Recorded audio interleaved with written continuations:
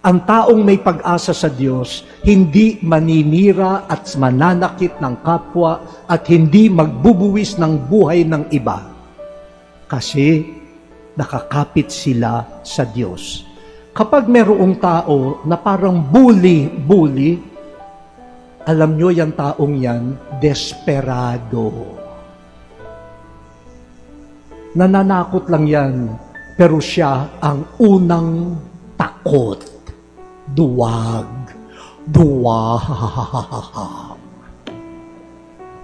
Pero nagpapanggap na malakas.